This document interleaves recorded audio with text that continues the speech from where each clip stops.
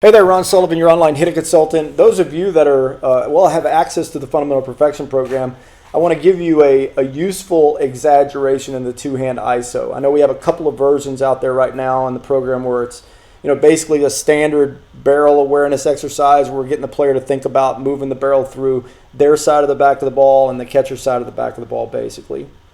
There's the 99-1 where the top hand is along for the ride, and those are good feelings.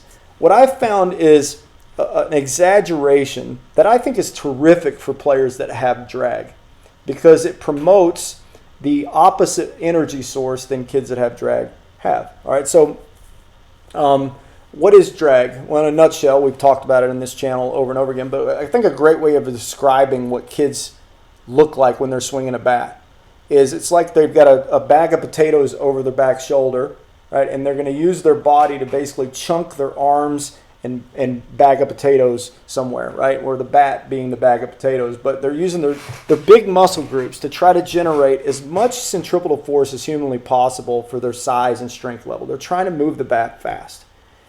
Well, as many of you know, right, the problem with this is it persists in their development is that we lose adjustability. When the arm-hand-barrel unit is not playing catch at all with the ball that's coming in, right? The body is playing catch with the ball coming in.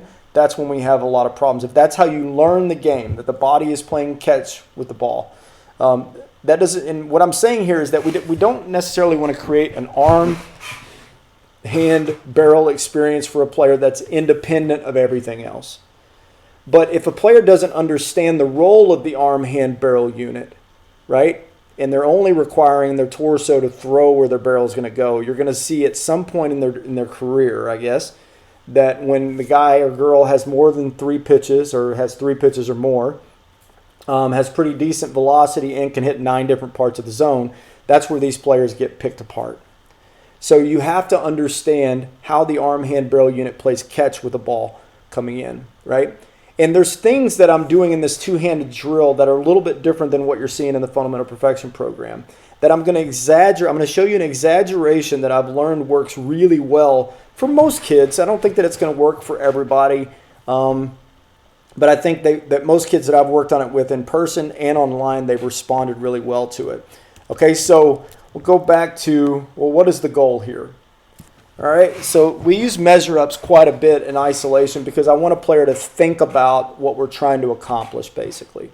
So many of you know this idea where, we've created this barrel awareness with your player to think, all right, my job in an environment where a ball is sitting still is to move the good part of the bat, specifically through a certain part of the back of the ball, right? And so the way we describe it in the program is the 12 o'clock side of the ball is the pitcher side, the 6 o'clock side of the ball is the catcher side of the ball, and the 7 o'clock is the right-hander side of the back of the ball. A better way of looking at this is, instead of thinking we're trying to hit exactly on the 7, the window between the 7 and the catcher side of the back of the ball is where I want to feel like I'm moving barrels through, right? In controlled spaces like this, right, it makes more sense to practice something where you're working back through, you're doing something that's going to translate well in a moving target environment, right? So if I just take the barrel and I just move the good part of the bat around the ball and then I hit it like this and I pull it, it doesn't make a lot of sense. No matter how well you hit the ball, you're not going to play T-ball games for the rest of your life. You got to practice something where you're actually working back through where the pitcher is coming from in the first place, right? And so moving the barrel through your side of the back of the ball and the catcher's side of the back of the ball, I think, is absolutely imperative to understand, right? And this is why most hitting coaches that you'll hear them say, hey, hit a line drive to second baseman or right center field or something like that. It's not because they like watching the flight fly that way, all right? It's that they're practicing on a ball sitting still, moving back through space instead of around space. Okay, and that's really important because every kid learning thinks that we're just taking the big long stick and moving it around. At some point going around, you're going to run into something. That's not really what hitting is at all, right? So we use that as the measure-up, one of the measure-up ideas here. I'm measuring up exactly to that side of the back of the ball. The other thing here, as you already see, is, probably most of you right now are going, well, Ron, that's not a good contact position. So I have the tee probably set up on an outer third position here, a little bit away, and maybe on my front knee. Okay, and I'm giving myself room, right, to get my arms and hands fully extended at the point of contact. I'm doing this on purpose. This is the opposite feeling. Many of you know that have players that have drag or are working through drag. Holding your arms in a flex position and turning is something kids are actually very good at. They're literally, the body throwing bent arms somewhere is not a problem for kids. The other end of this, where the arm-hand unit is able to find some level of independence or extension on its own, is something that kids obviously struggle with.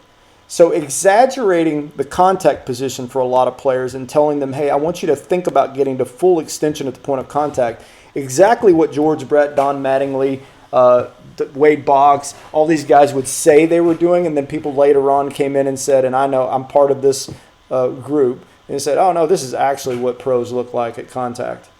Like George Brett didn't know what he was talking about, right? Almost 400 hitter. He had no idea what he was doing. And of course that's not true, because inside of this movement is a constant feeling of extension, right? There isn't a bent arm phase and then an extension phase in hitting. That's a dumb way of looking at hitting. If you look at slow motion video, you can start going, okay, in this phase, the elbow shapes are this, and then here they're this, and then here they're this, and then, oh, there's the push through. He finally extended there at the end. That's not even a thing, man. It's literally not a thing, and you wouldn't be surprised. You wouldn't believe how many coaches teach hitting that way, especially the guys that talk about hitting as a sequence problem.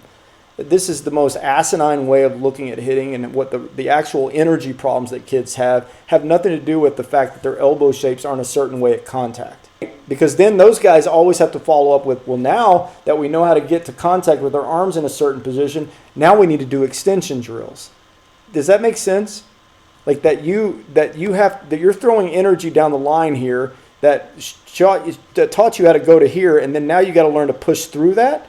No, it's dumb. It doesn't make any sense at all. So don't be afraid of this type of idea, especially the little boys and girls learning, that you're challenging them to get to full extension at the point of contact. It is literally the opposite of what they're actually going to show you. It's not even close to what they're actually going to show you when they put this into full motion.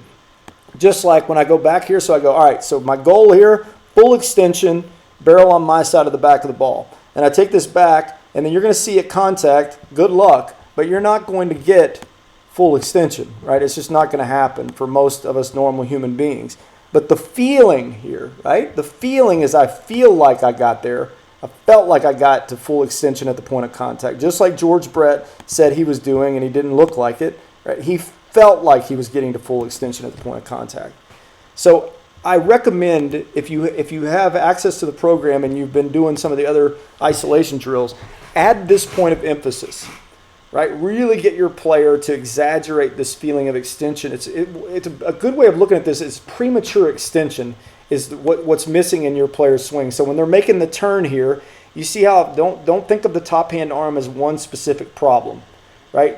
But you'll see my top hand arm constantly extending. And most of you are going to see when your kids are making the turn, their top hand arm stays in a state of flexion, and then if the shoulders turn far enough, then their arms can release, right? But that feeling is not, so this is why I call what I'm doing right here is a premature state of extension. I constantly feel like I'm extending in this phase of the swing. So again, another thing to add to some of your isolation drills is this exaggeration. Again, look, if you do this for a week and your kid doesn't respond well to it, doesn't mean you have to stay with it. But I think a lot of you are going to find, hey, this is a good feeling. My kid's responding to that really well to that. And if they do respond really well to this, in a moving target environment, challenging that player to try to feel like they're getting extended at the point of contact, don't be afraid to do that. You're taking care of the actual root problem. Okay, the root problem for your kid is they don't have any sort of feeling of extension down the line. It's not a magical property after we hit that extension happens. It's from the start of the swing to the finish where extension doesn't exist for kids. So use this, and feel free if you're in the program or you've had access to the program and you want to send me video of your player doing the drill. Hey, are we doing this the way you described? I'll be happy to give you information back. All right.